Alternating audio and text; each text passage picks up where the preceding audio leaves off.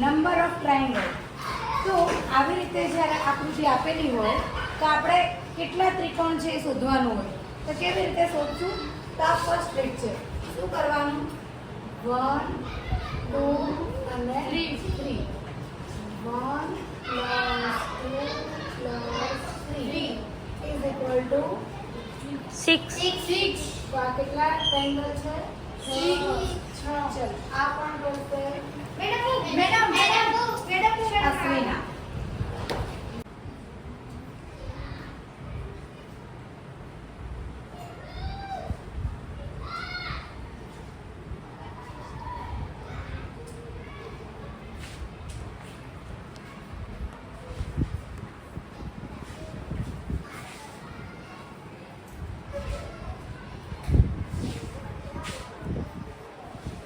કેટલો જવાબ આવ્યો? ઓકે. આ રીતે આપ્યું હોય તો શું કરવાનું? 1 2 3 4 બરાબર 4 ટ્રાયંગલ. આ કોણ કરશે? રિયા.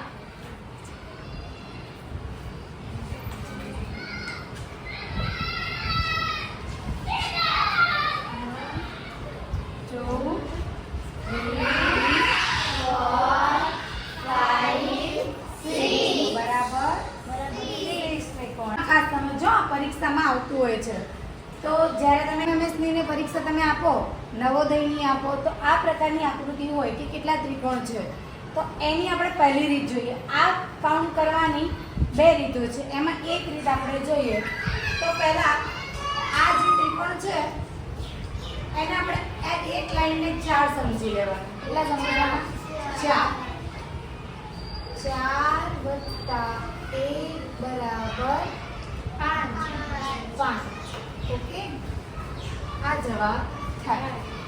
અંદરના ત્રિકોણને 4 ગણવાના. ચલો ફરીથી આ એક લાઈનને કેટલા ગણવાના? 4. તો 4 એટલે 2 વાર છે ને? 4 + 4 + 1 બરાબર કેટલા થયા? 9. ચલો આ કોણ કરવા આવશે?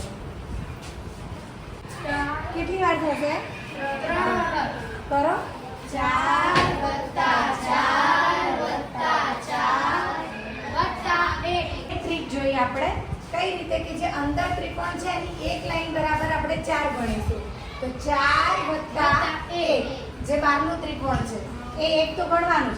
અંદરના ત્રિકોણની જે એક જ લાઈન છે એને આપણે કેટલા ગણીશું? 4. તો 4 + 1 બરાબર 5. અહીંયા જો 4 + 4 + 1 બરાબર 9. હવે અહીંયા 4 + 4 + 1 બરાબર 13. તમારી બીજી રીત શું છે કે આ મોટા ત્રિકોણની અંદર તમને કેટલા ત્રિકોણ દેખાય છે? એક વખત 4 લેવાના. 4 × 1 કરવાના. એક ત્રિકોણ છે ને? 4 × 1 + 1 બરાબર 5. તો કેટલા ત્રિકોણ છે આમાં? 5. ચલો આને કરીશું. તો આની અંદર તમને કેટલા ત્રિકોણ દેખાય છે? 2. તો 4 તો લઈશું. 4 ની જોડે ગુણ્યા કેટલા કરીશું? 2. કેમ કે અહીંયા 2 ત્રિકોણ દેખાય છે. તો 4 × 2 + 1 બરાબર 9. કેટલો જવાબ આવે? 9. ચલો આ કોણ કરશે? ગુણ્યા 3 4 × 3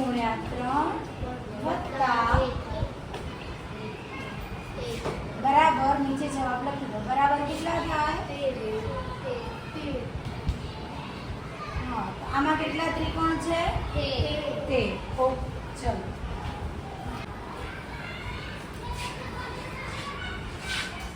Thank you so much.